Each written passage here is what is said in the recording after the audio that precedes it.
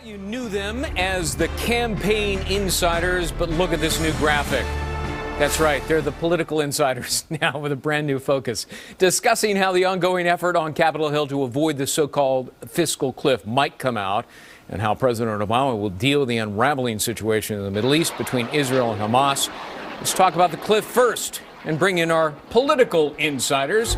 The name has changed, but the people are the same. Jean Le Boutelier, former Republican congressman for New York. Doug Schoen, Fox News contributor and a former pollster for Bill Clinton.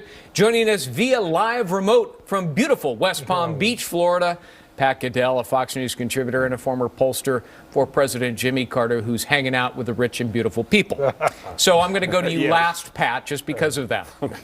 Okay. Doug, look, there's a lame duck session before the fiscal cliff hits. It's really brief. There's a bunch of holidays. Can a grand bargain really be hammered out? I hope so, Greg. Bottom line, we need one.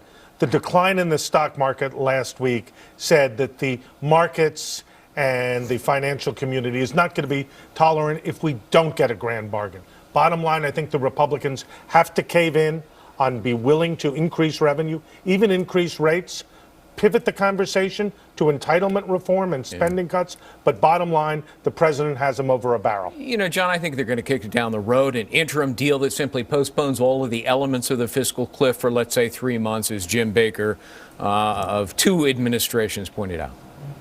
Well, that's possible. That's the habit in Washington, is never to take a problem on. However, after an election like this one, the Republicans are really in trouble. They know it. They're reeling with the results, the Mitt Romney telephone calls to the donors, all the stuff that's going on has them back on their heels. And I have a feeling they would like to make a deal, with the fear that if there is no deal, the media and Obama have the upper hand and are going to put all the blame on the Republicans, like they did in '94 with the government shutdown, that cost us a lot. And the public wants a deal, you know, and they ought to make a deal. The public supports raising tax rates on the rich. Get it done, and let's move on. Pat, what about a compromise that looks like this? We're not going to raise the marginal rates on high-income earners. What we will do is make them pay more by closing loopholes and putting a cap on deductions. Well, I think that, you know, we're seeing numbers that say that would raise a lot of money, depending on how you do it. But I think the president is just absolutely adamant. He wants to raise the rate on the wealthy. That's what he campaigned on. I think the real question here is whether the Republicans in the House can get their act together enough to set forth and say, we will give you revenue increases, we'll even give you what you want, but we want to see real spending cuts, not the kinds in the past where nothing ever came by, whether the ratio is 2 or 3 to 1 or whatever, demanding the president take the lead. But if the Republicans are smart, what they're going to say is, you won the election, Mr. President, we don't agree with it, we will raise revenue, but only if there are real cuts, only if we take on the programs that are hemorrhaging. But I do think you're right. We're going to get a short-term deal. And then, by the way, we're going to have another debt ceiling fight. This is not over by a long shot. Well, you know, the Simpson Bulls, you know, Pat, said 3 to 1 spending cuts to revenue increases. So that could be reasonable and doable. But look, Grover Norquist, the anti-tax crusader, made didn't make them, but, well, he forced them, 258 Republicans to sign this no tax hike pledge that includes, you can't do the loophole thing, you can't raise marginal rates. He's a powerful guy. He is. But given the election, is he dead in the water now? Well, I wouldn't say he's dead in the water, but if the Republican Party hews its sail to Grover Norquist, it is consigned to permanently lose elections. Really? Bottom line, the Norquist pledge is not relevant given the debt and deficit that we have, the need to raise rates potentially, as well as cutting loopholes and balancing the budget. Greg, I'd say one thing about Norquist. Sure. I think it's dying, the pledge. I think more members don't want to honor it. But while it still exists, it can help the GOP in negotiating with Obama. They can say to him, listen, we signed this pledge. For me to break this pledge is going to be really rough for me. I might do it, but I've got to get what Pat and Doug have said, $3 of spending cuts and for it's got to $1. be entitlement reform. And then they ought to learn a lesson. Entitlement reform. It cannot be out of discretionary. And let me just say, it's got to be entitlement to back up what John said, you know, and what Doug particularly said, Grover Norquist is an albatross, worse than an albatross. He is a death sentence to the Republican Party. Right. His absolutism is killing them, and it hurt them in this election, will hurt them in the future. All right, But got it to is a good switch real fast negotiating got to switch to Benghazi. General David Petraeus, former CIA director, secretly testified behind closed doors on Friday, saying, "Look, I knew from the very beginning that this was a terrorist attack in Benghazi that killed 4 Americans." And I told everybody that. But, you know, the talking points were changed by somebody, and I don't know who. Here's Senator Saxby Chambliss today on Fox News Sunday. You don't have that? Sorry. We're going to try to hit that in the next block. So let's put up one more thing on the taxes. Sorry about that. My bad. The Rasmussen poll, 57% agree to raising taxes, 35% disagree. This is Pat's point. Bottom line, a majority of the American people support it now.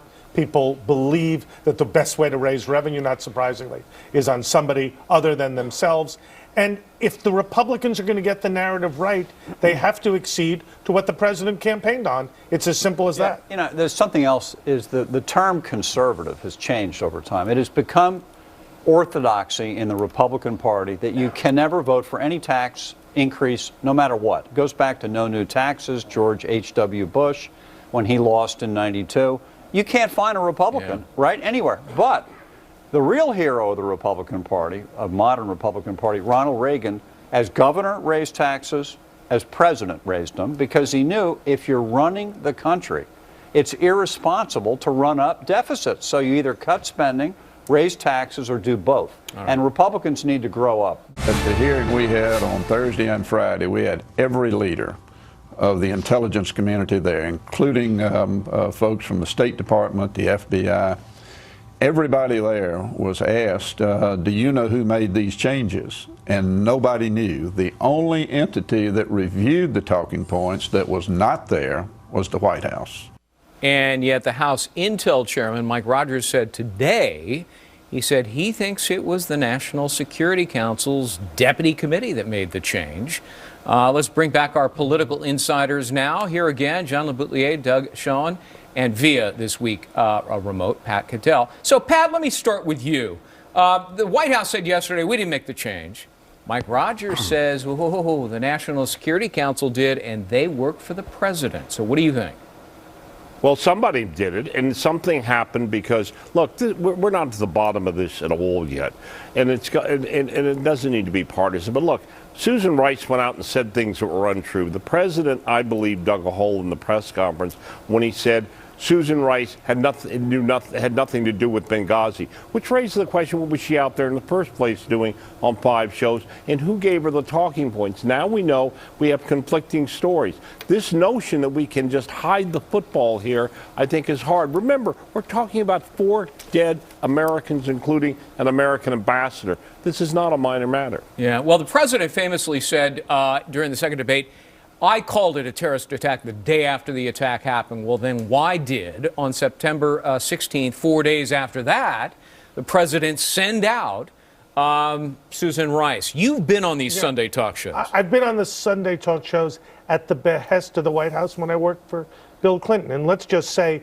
you get talking points, you get instructions, and the clear message is deliver the message as we tell you to, because you're working for us. So do you think she got revised talking points for that Sunday appearance on 5 talk shows from the White House, edited by the National Security Council? I am certain she was told by the White House what to say and how to say it. I'm not certain who did it, but when you have Tom Donilon, who Pat knows better than anyone, as head of the NSC, it's inconceivable to me that he and his colleagues did not know in advance what she was What are going the to say. political implications of this, Congressman? Well, you know, I'm thinking when I hear all this, the day of the press conference, John McCain really went after Obama before and after, went after Susan Rice very heavily. And, you know, you go back to 2004 when John Kerry was the Democratic nominee for president, and who was one of the first people he thought about for his running mate? You remember?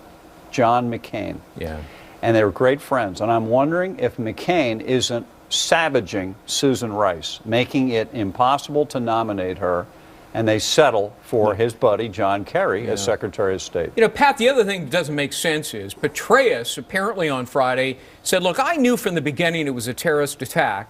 And then he also said that he did sign off on the revised, edited final version that said it wasn't. So in other words, he deliberately perpetuated a lie?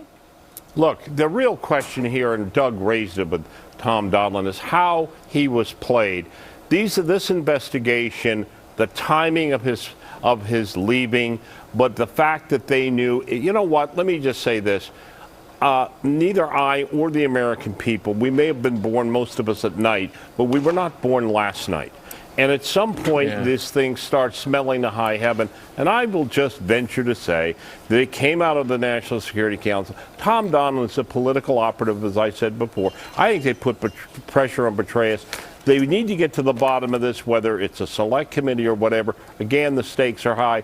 And people should stop playing politics. It's unseemly watching people play politics with this. All right, gentlemen, thanks very much. Doug, Schoen, Pat Goodell, and Congressman John LeBoutelier, our campaign insiders. You can get more from the political insiders now every Monday at 10:30 a.m. Eastern, live.foxnews.com. And they're going to be here again next Sunday. You can also follow them on Twitter at FN Insiders, and we'll be right back.